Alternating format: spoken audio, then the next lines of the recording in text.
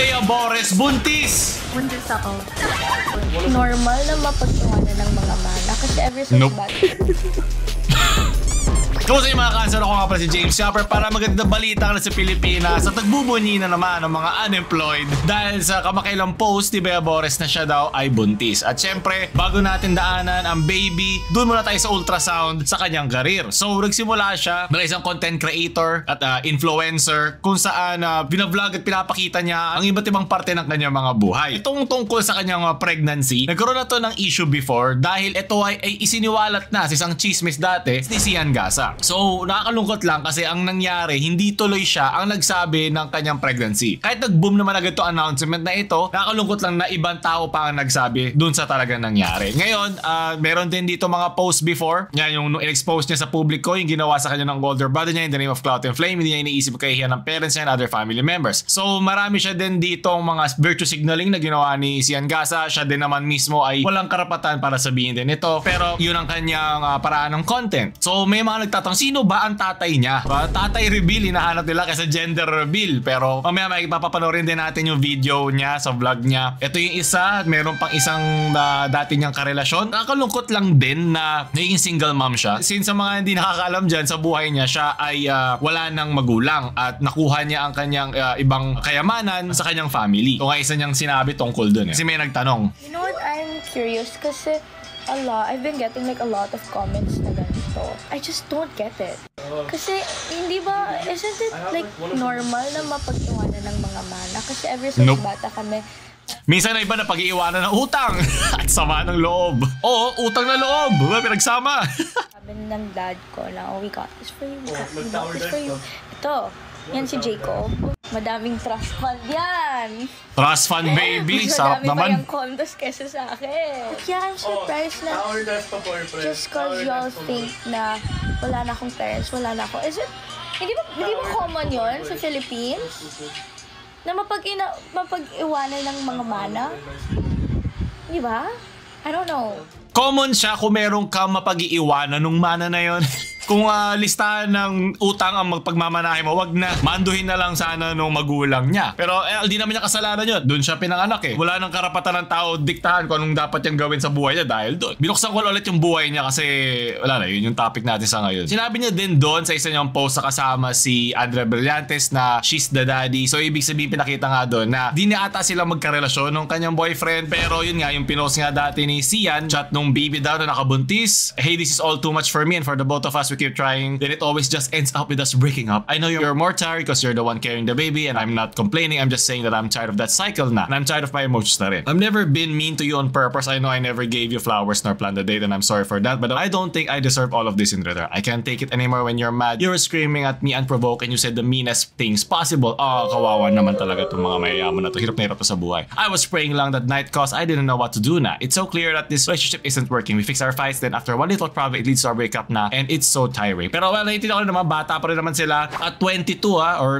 21, 22. Common lang naman to. Hindi naman mapapahipokrito na hindi naging ganito. Ang mga pampamaalam natin sa iba natin mga relasyon. I'm sorry that you're the one carrying the baby. Wala naman siyang choice doon and that it's hard but I'll still do everything I can to support you and promise to be there for our baby. I won't talk shit about you. I'll respect you for real because you're still my baby mama and I hope you do the same. I'm sorry I didn't live up to your expectations. I'll still check up on you and be there when you need me like checkups and stuff if you still want. So at least andun pa rin siya kasi for sure naman may kaya tong nakabuntis sa kanya. Pero syempre iba pa rin yung sana talaga nandun siya sa pagpapalaki ng bata. Kung tayo gawa ng mga batang hiwa-hiwalay or na lumaki ng napapaligiran ng mga magulang na hindi sila mahal o nakakalimutan sila. Okay lang naman mag-co-parent kung yun ang nabigay sa yung baraha ng mundo. Ayoko lang pag yung lahat ng burden na yun ay buhat-buhat ng bata. So ito yung kanyang post. Yan. So for now it's only me and baby! Woo! Diba meron siyang post na kung bakit daw siya tumigil sa kadena ng ginto na dahil daw sa yun naman yung pag-aaral. So iba mga tao sinasabi dahil buntis siya. Baka BS in motherhood na kaya sinimulan. Kung ako sa inyo, marami sa mga nanay dyan ang dapat bumalik sa pag-aaral ng BS in motherhood para di sila kainisan na kanilang mga anak. O doon sa kanyang vlog, ito yung simula. Hello, bakit ka happy? Nagpaiyak siya. Di pa naman sure. Sipin mo na lang, di ba? Kung anong klaseng influence ang meron ka kung mga ganito ang friends mo. Di ba si Andrea Brillantes, sila Tony Fowler, dito si Alex Gonzaga. Hindi kita pinaprank. Hindi. Hindi kami nagpa-prank. Hindi ako nagpa-prank. Big ka pa. Pinapabang ka, hindi. Meron eh, no? Oo eh. Ito yung dalawa nagsilbing parang magulang niya dun sa pregnancy test. Yan na, kitang-kita ko ni. Maaga pa, pero 5th day ko. Nagkaroon siya ng dalawang set ng magulang. Ito rin ata yung asawa ni Tony Fowler? O boyfriend ba? Hindi, buntis, it's too early. Pero technically, alam mo buntis ka na. Alam mo nakabuo ka na. At least, alam mo, ito yung sabi ko sa'yo. Hindi lang to basta yung parang masistress ka. Peace of mind din na huwag ka na iinom, wala ka na i-inject, wala ka na mga ipapahid, wala ka nang ano. Wala siya i-inject? It's someone anymore. No. Cook na dapat. Mag-cook na. Yung pagkakasabi niya, I can't eat salmon anymore, parang di na siya kakain ng Di pa ako makakain ng uulam ng pagkain. Mga influx din na kanya emosyon. I can't eat salmon anymore. No. So ito mga concerns natin ngayon, okay? Folic acid ka na. Bili ka na ng folic acid. Dapat may kasama ka na rin sa condo. Hindi ka dapat. Hindi ka pwede mag-isa. Kasi baka pwede ka mawala ng malay ata yung mga ganyan. New York. Tanong mo sa doktor mo. Punta ka muna sa doktor. Iba talaga yaman na meron sila eh. Parang pupunta lang sa isang bansa, parang sa kabilang kanto lang eh. Pwede na umuot sa ano pa lang. At 22? Pwede ka naman yun. So dito sinabi niya sa iba't ibang mga artista to na Bundes ako. Wow. Oo, mamatay. And it's okay. Hindi mo dapat ikakilala. wait lang, naisip ko lang pala. Sino nag-leak ng mga photos niya? Meron ba siya mga friend na hindi ba pagkakatiwalaan? Kasi dahil pinakita nito, ang dami niya mga influencer friends. Meron ba ditong influencer niya na friend na parang binabackstab siya? Kasi kung yung mga nilabas si Sian Gaza doon ay legit yung mga text timing. Hindi, syempre alam naman natin buntis na siya. Pero kung legit ang mga text yun, sino yung nag-leak sa kanya mga close friends? Syempre bata pa to si Bea. Matrusting pa siya sa iba't mga tao. Diba nahihiya siya? Alam ko karamihan sa mga bata ay nahihiya i-cut off yung mga toxic sa buhay nila na minsan yung kinukwento nilang private, nakikwento din sa iba pang mga influencer. Diba? So ito na yung mas intimate part ng vlog niya na explain na niya yung kung ano nangyari sa kanyang pagka-pregnant. Sana wag na yung mismo action, yung paano lang, pregnancy lang. To my family, Blythe, I'm really, really so sorry. I don't want to have this private moment. So, kaya, pina-email ko na yung gender. Para sa kanya lang. Next na gender review ko, but...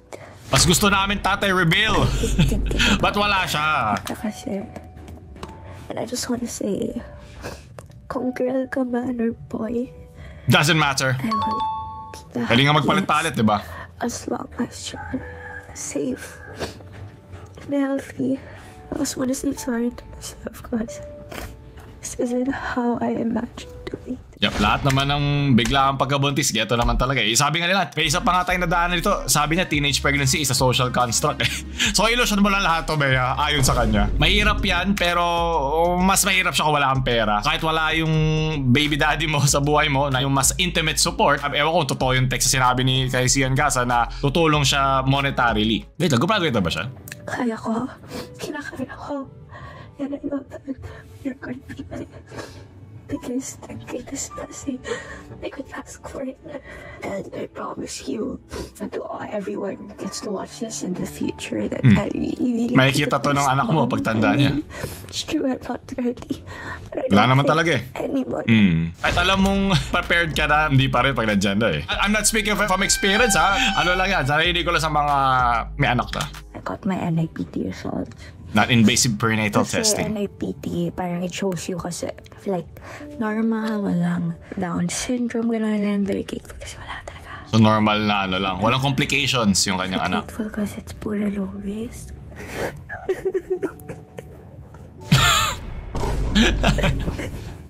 Small gestures na lang. Oh my God, I'm so happy.